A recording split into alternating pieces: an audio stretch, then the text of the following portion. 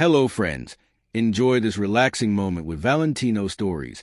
Remember to subscribe and share your thoughts in the comment section, and generously hit the like button because it means a lot to us. Please relax and enjoy as we dive in the story.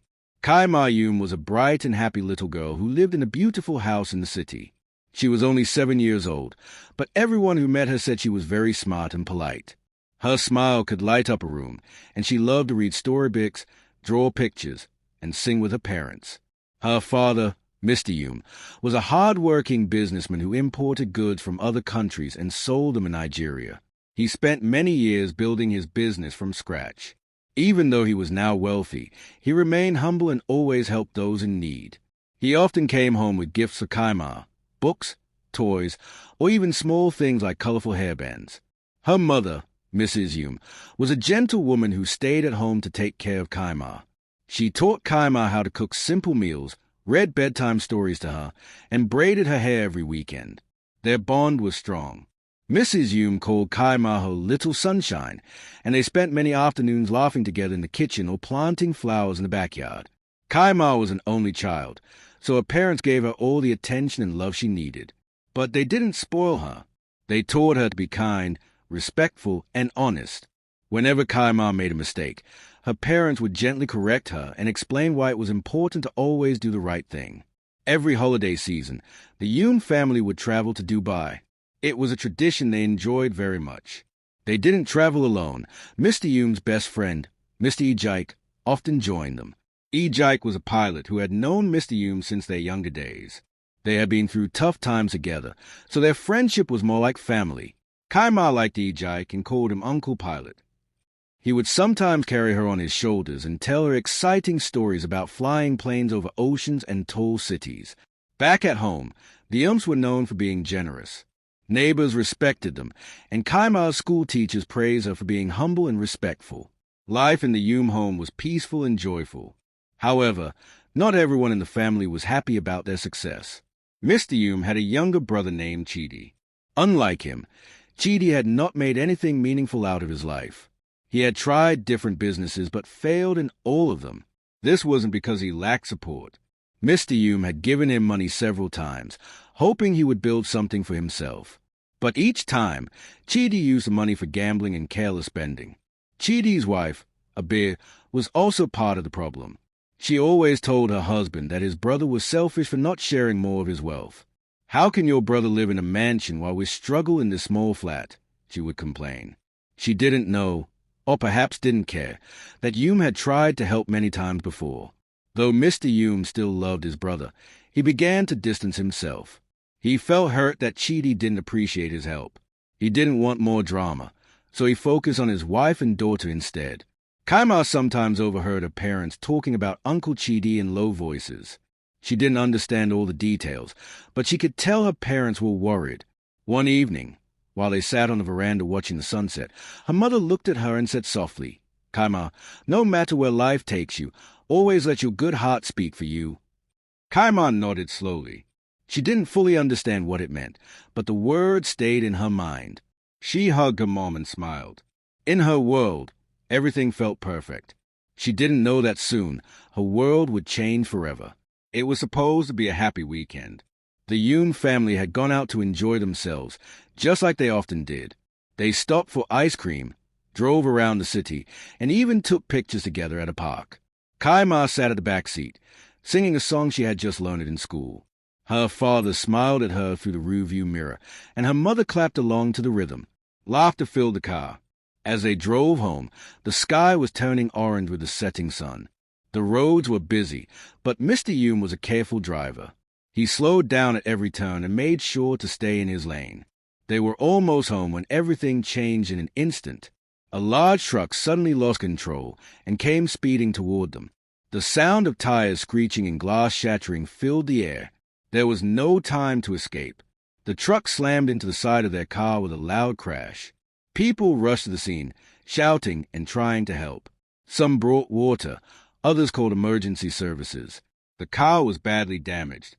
Mr. and Mrs. Yum were not moving. Kaima was found in the back seat, crying in pain, her arms bleeding from small cuts. A kind stranger lifted her out and held her close until the ambulance arrived. At the hospital, the doctors checked Kaima and cleaned her wounds. Thankfully, her injuries were not serious. But when they told her that her parents were gone, her whole world fell apart. Relatives, friends, and neighbors gathered when they heard the terrible news. The once joyful Yum home was now full of tears and quiet whispers.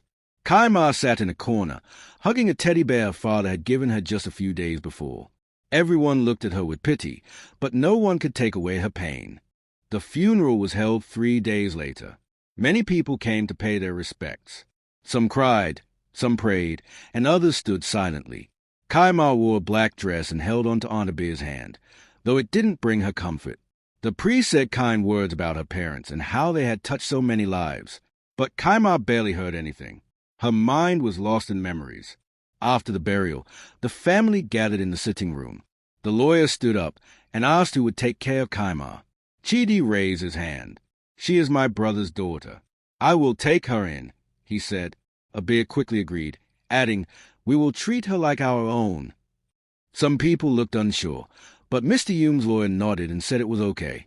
He promised to check in on Kaima from time to time. Ejike, the family friend, called from overseas and also promised to be there for her. That evening, Chidi walked straight to the master bedroom. While others were still mourning, he opened drawers and searched through files. He found the house documents and quickly hid them in his suitcase. He didn't speak to anyone about it. Kaima, too tired to talk, slowly walked into her parents' bedroom that night. The room smelled like her mother's perfume. She climbed onto the bed, buried her face in a pillow, and cried softly. "Mommy, Daddy, why did you leave me?" she whispered. The house was quiet, but her heart was loud with sorrow. For the first time in her life, she felt truly alone. Everything she knew and loved was gone. That night, Kaima didn't sleep much. The stars outside twinkled in the sky, but inside her heart, it was dark and cold. Life in the Yum house changed quickly after Kaima's parents were buried. The quiet and peaceful home that once smelled of her mother's cooking and echoed with laughter now felt like a hotel for strangers. Chidi moved in fully with his wife, Abir, and within days, things started to shift. The first thing Chidi did was throw out most of the furniture. He said they were old-fashioned and too plain. He brought in a big leather sofa that made a loud squeaky sound when someone sat on it. A giant television was installed in the living room, covering almost the entire wall. Loud music and sports matches now played every day. Abir filled the house with shiny decorations. She bought red curtains that blocked out the sunlight and replaced the clean, soft rugs with thick, flashy ones. She snapped pictures beside the TV and posted them online, writing captions like, "Living large in the city." Kaima watched silently. The house no longer felt like hers. Her parents' framed wedding picture was removed from the sitting room wall and replaced with a golden mirror.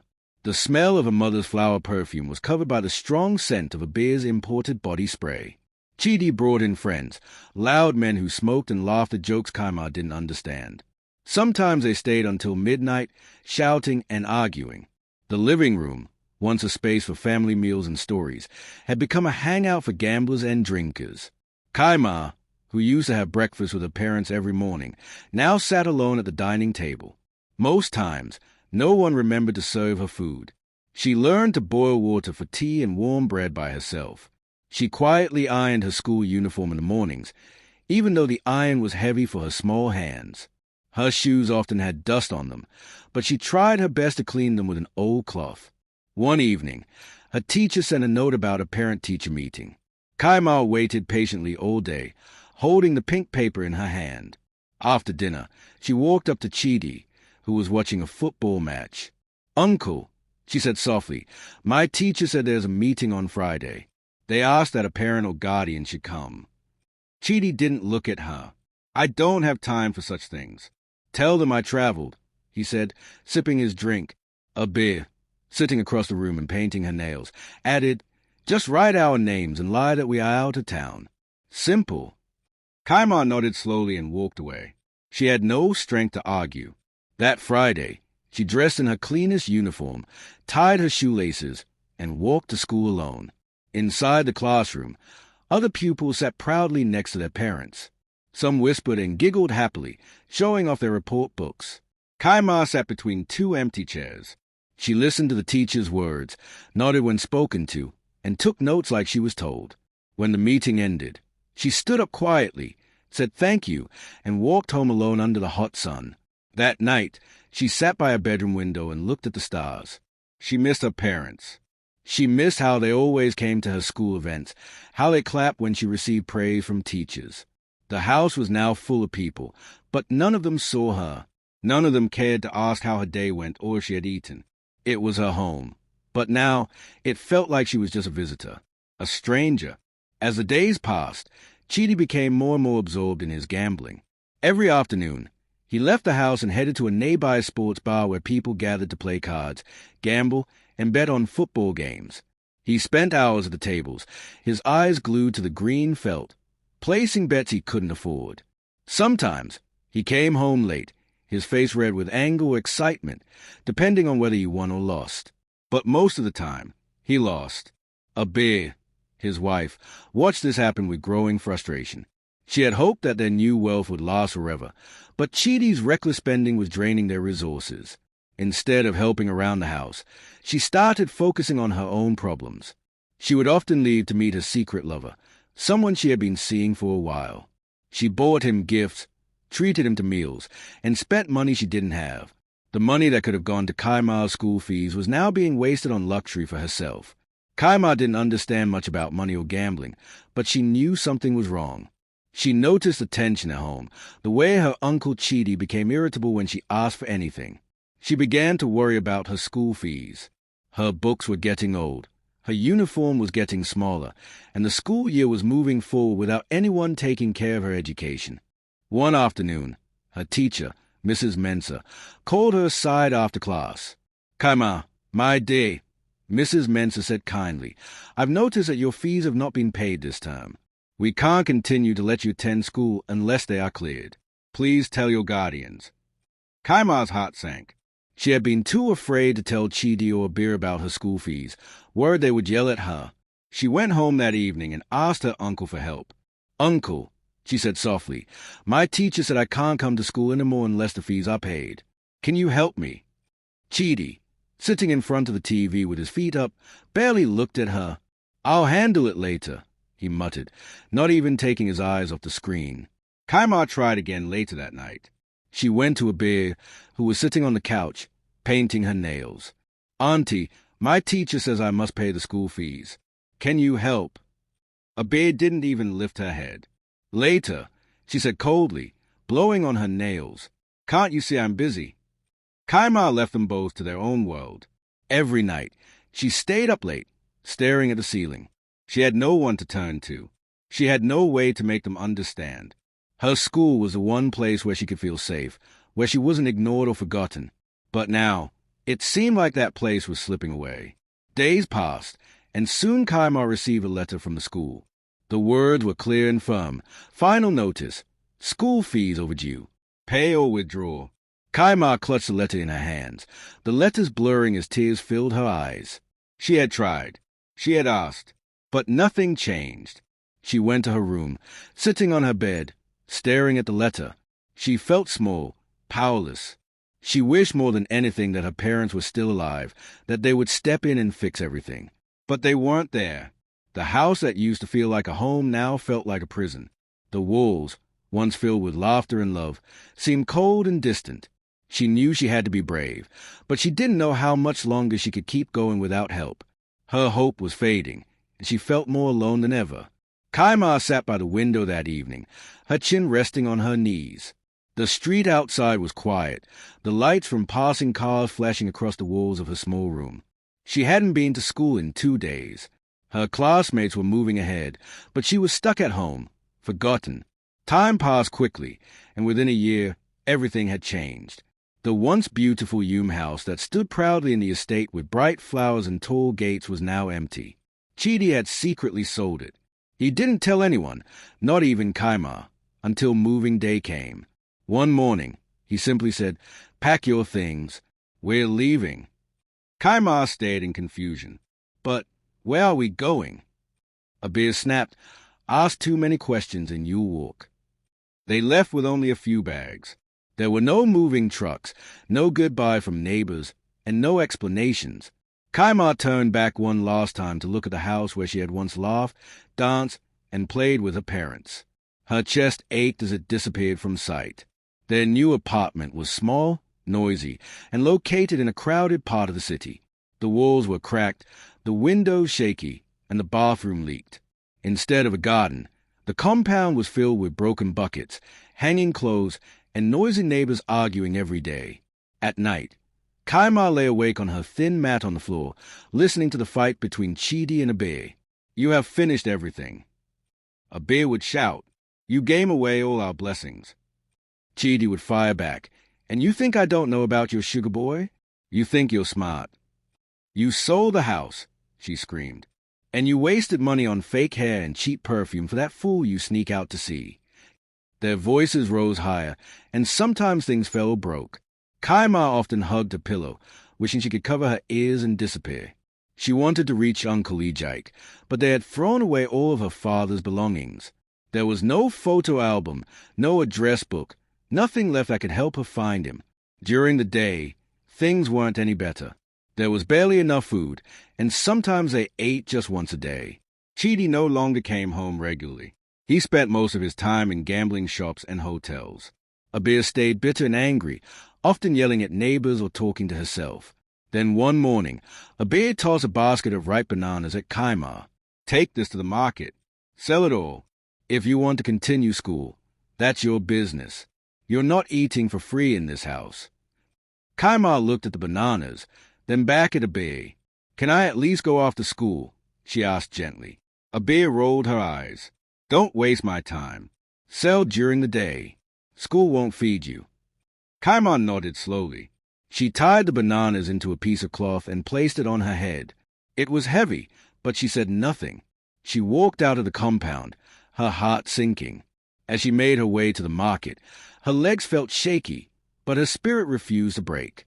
She remembered what her mother once said, "Let your good heart speak for you." She whispered to herself, "I will not give up." That day, under the hot sun and crowded noise of the marketplace, Kaima walked among strangers, shouting softly, "Sweet bananas! Buy sweet bananas!" She was no longer the little girl with shiny shoes and soft ribbons in her hair. She was now the little girl trying to survive. The market buzzed with life. People moved around carrying bags, shouting prices, and calling out to attract customers. Kaima stood quietly in a corner, the basket of bananas balanced on her head.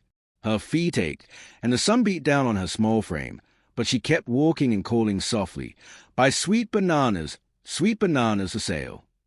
She passed through rows of traders, some selling tomatoes, others selling yam, spices, slippers, and even toys. Most adults walked past her, too busy or too tired to notice the little girl. But one person did. An old woman sitting on a small stool under a faded umbrella watched Kaima for a long time. She sold roasted groundnuts in tiny cups and paper wraps. Her clothes were worn, and her hands wrinkled, but her eyes were sharp and full of kindness. When Kaima passed by her table again, the woman called out gently, "My child, why are you not in school today?" Kaima stopped and looked at her, unsure of what to say. The woman patted the space beside her. "Come and rest your feet, just for a moment."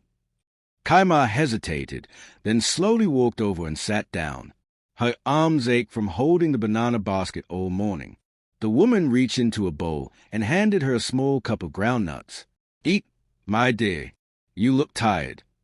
"Thank you, Ma," Kaima said softly, taking only a few pieces. The woman smiled. "My name is Mama Efima. What is yours?" "I'm Kaima," she replied, staring down at the dusty floor.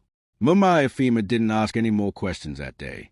She simply sat with Kaima, told her a few funny stories about noisy customers, and then sent her off to finish her sales.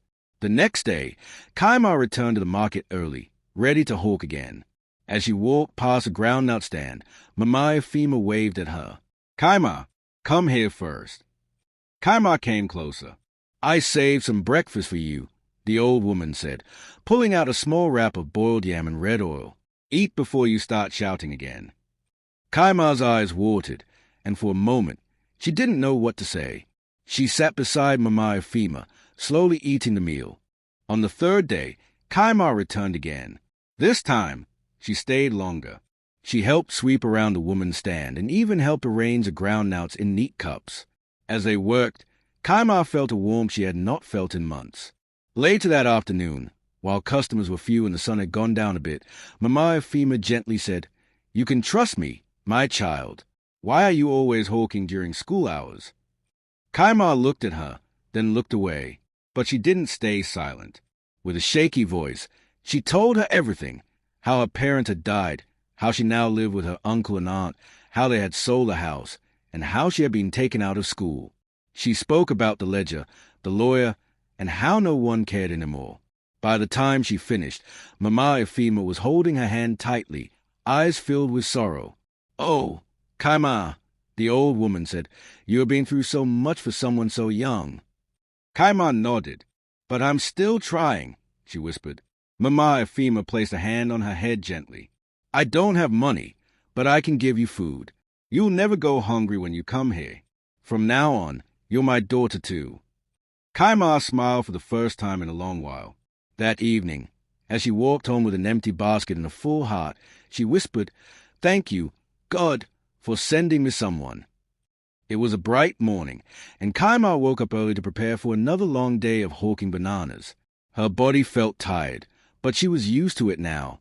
She tied the heavy basket to her head, took a deep breath, and stepped out of the apartment with no breakfast. As she reached the market, she waved at Mama Efima's stall, but the old woman had not yet arrived. Still, Kaima smiled and whispered, "She will come soon." Then she continued her walk through the noisy, dusty market, calling softly, "Buy banana, sweet banana." She walked along a narrow street near the edge of the market, where some customers preferred to park their cars. That part of the road was always quiet, and few people passed by in the early morning. As she approached the end of the street, a neatly dressed woman called out to her. "Hello, my dear," the woman said, smiling warmly. "Those bananas look very fresh. How much for a bunch?" 500 naira, ma, Kaima replied politely. The woman nodded. "I'll buy, but I don't have cash here. Please follow me to my car. It's just around the corner. I'll get my purse from the back seat." Kaima hesitated for a moment, but the woman looked kind, wore a clean dress, and spoke gently. Since she was a woman, Kaima felt a little safe. She nodded and followed. As they turned the corner to where the woman said her car was parked, the street became quiet. A few clothes shops lined the path, and there were no people nearby. The car was a black SUV with tinted windows. The woman opened the back door and said, "Wait here. I'll just grab the money." Suddenly, a man appeared from behind. Before Kaima could scream, he grabbed her tightly from the back, covering her mouth with a cloth. Her basket fell to the ground, bananas rolling away. She kicked and struggled, but he was too strong. In seconds, he tied her hands and forced her into the trunk of the SUV. The woman shut the boot, jumped into the front seat, and they drove off quickly. Kaima lay in the dark trunk, shaking. Tears rolled down her face as she whispered, "Please, God, help me. Don't let them kill me. Mama, Daddy, please protect me." Back at the market, Mama Efima arrived shortly after. She noticed the store had already been swept. Her eyes softened. "Kaima has been here," she smiled. "Good girl." She unpacked her groundnut slowly, looking around for her adopted daughter. But minutes passed, then an hour. Still no Kaima. She grew worried. Maybe she went far to sell first, she told herself. But deep inside, a strange fear crept into her heart. She stared at the empty corner Kaima usually stood at and whispered, "Lord, protect that child. Wherever she is, let no harm come near her."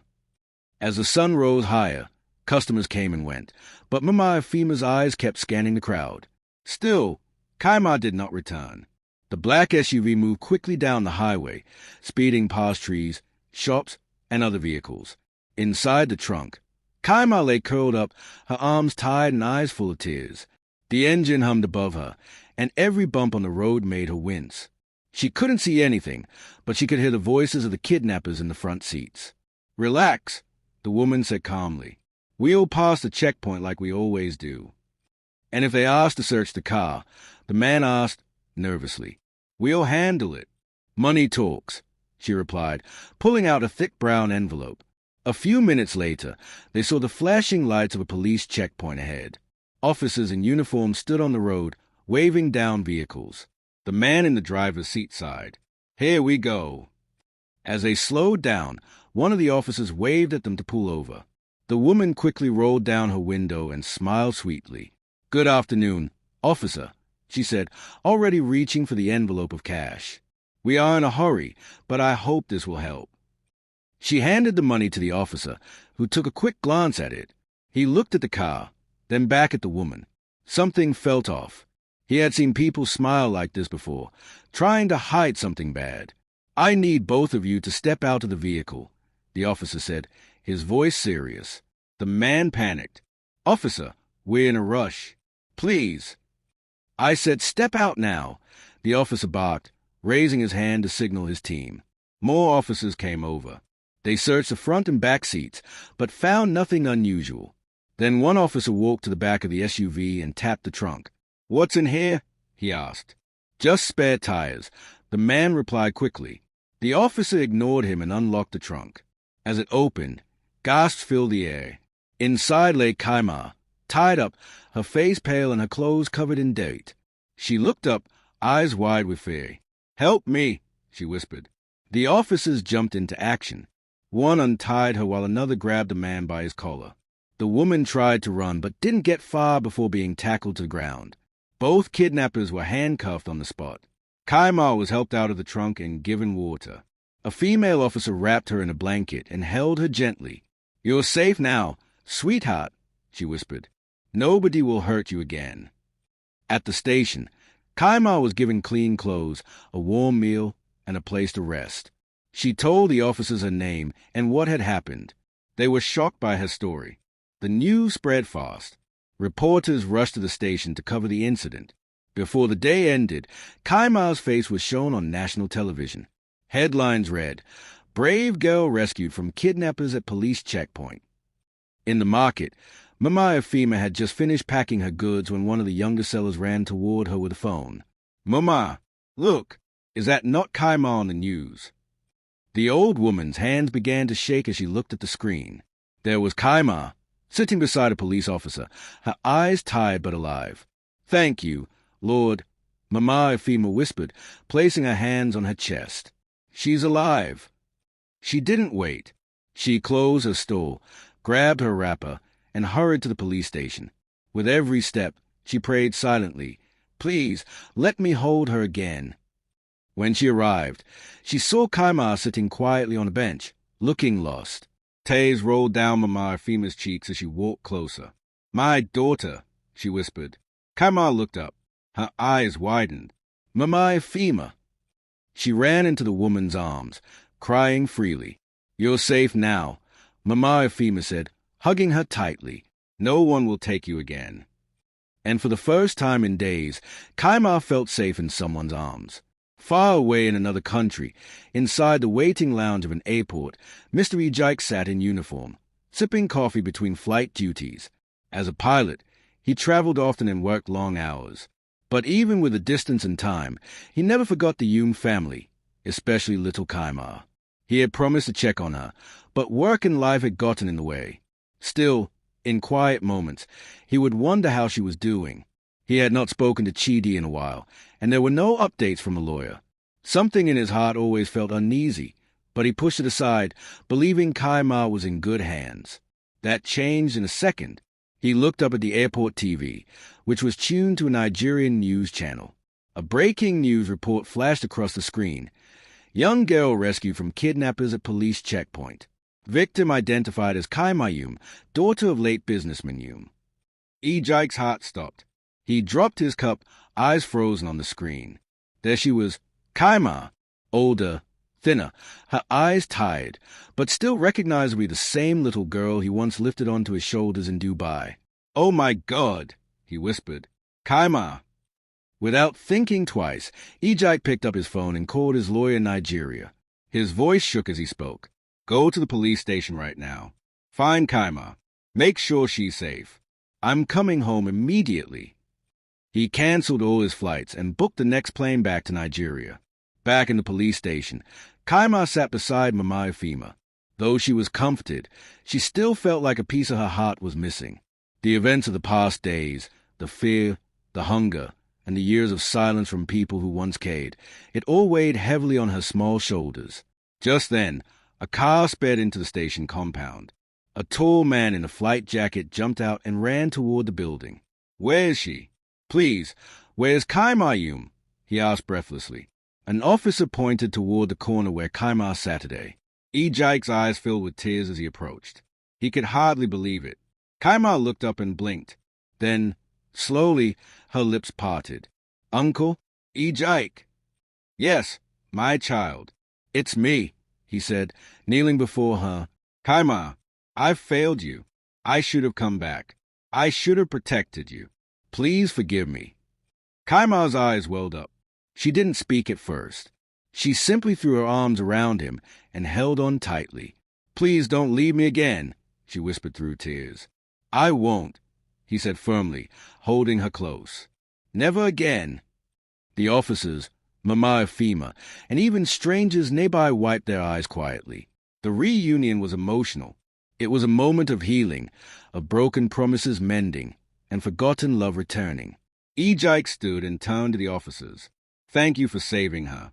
From now on, she's under my care. I will do everything in my power to give her the life her parents wanted for her." The lead officer nodded. "She's lucky to have someone like you, sir." Ejike looked at Kaima again, brushing her hair gently with his fingers. "You're not alone anymore."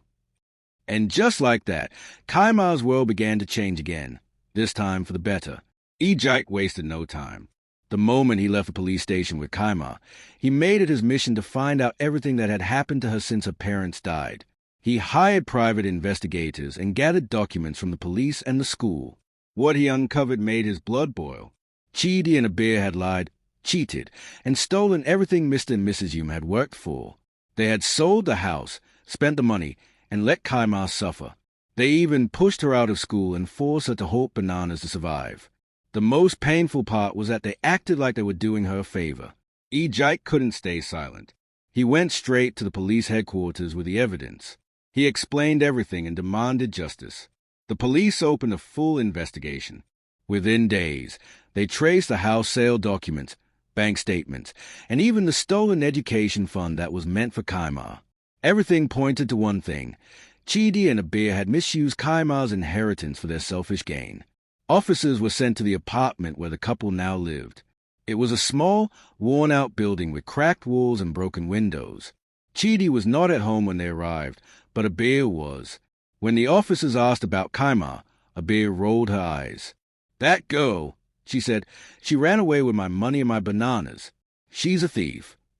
"Did you report her missing?" the officer asked. Abir stuttered. "Well, I was going to, but she always disappears and comes back." "Did you ever file a report?" the officer repeated, more firmly this time. "No," Abir said, her voice lower now. That was all the officers needed to hear. "You are under arrest for child neglect, abuse, and theft," one of them said, placing her in handcuffs. "What? You can't do this to me," she screamed. Moments later, Chidi was picked up from his usual gambling spot. When he saw the officers approaching, he tried to run, but he was quickly caught and taken away. At the station, he kept shouting, "She's lying. That girl is just trying to destroy me." But the evidence spoke louder than his words. The police discovered something else during the investigation. Mr. Okafor, the same lawyer who once promised to protect Kaima, had helped Chidi sell properties illegally. He had turned his back on Kaima even after seeing the ledger because he was secretly collecting money from Chidi to keep quiet. Ejike personally filed a report against the lawyer, attaching copies of the ledger, voice note from Kaima, and details from the investigators. Mr. Okafor was summoned for questioning. At first, he pretended not to know much. But under pressure, the truth came out. He had betrayed the trust of Mr. Hume, whose name he once defended in court. The moment handcuffs clicked around his wrists, he bowed his head in shame. News of the arrest spread quickly. People were shocked to hear how a child had been left to suffer while her family enjoyed her parents' wealth. Many praised Ejike for stepping up when it mattered most. Kaimar sat quietly at home with Mama Efima when Ejike returned that evening. "Uncle," she asked, "what will happen to them?" "They will answer for what they did," Ejike said gently. "You don't need to worry anymore. The law is on your side now." Kaimar nodded, her eyes filled with relief. For the first time in a long while, she felt like the world was finally listening to her. Justice had begun, and it was just the beginning of her new story. Kaimar's life changed completely the day she stepped into Ejike's house. The pain she had carried for years slowly began to fade. For the first time since her parents died, she felt peace in her heart. Ejike's home was warm and welcoming. His wife was kind and gentle. She treated Kaimar like her own daughter. They bought her new clothes, cooked her favorite meals, and gave her a room decorated with books, soft blankets, and a framed photo of her parents on the table beside her bed. Each morning, Kaimar woke up with a smile. She no longer had to iron her uniform alone or go to school hungry. She no longer feared the night or the sound of raised voices. Instead, she felt loved, safe, and seen. Ejike kept his promise. He worked with trusted lawyers and recovered the few remaining properties and assets from Chidi and a corrupt lawyer. He made sure everything was put in Kaimar's name and handled properly. The education fund her father had created was reopened, and he added even more money to it. Kaimar would never have to worry about school fees again. She will not only go to school, Ejike told the lawyers, she will go to the best one. And he meant it.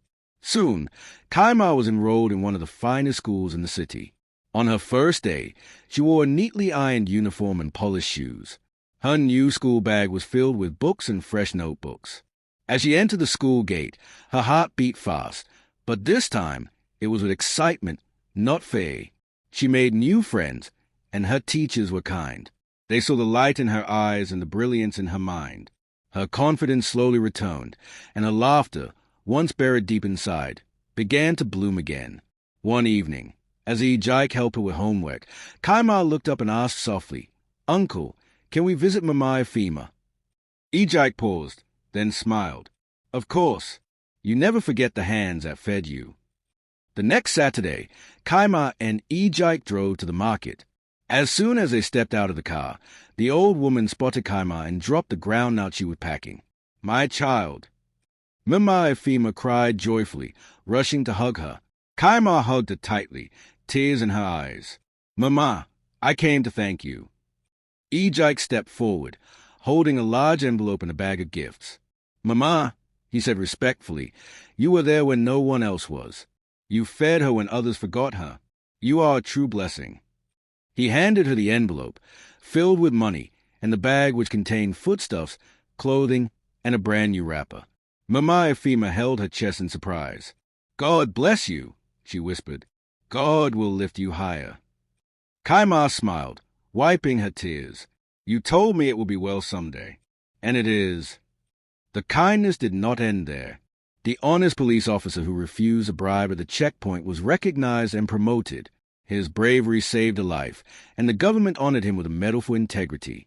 His family rejoiced, and his children looked at him with pride. Kaimar's story was no longer one of pain and loss.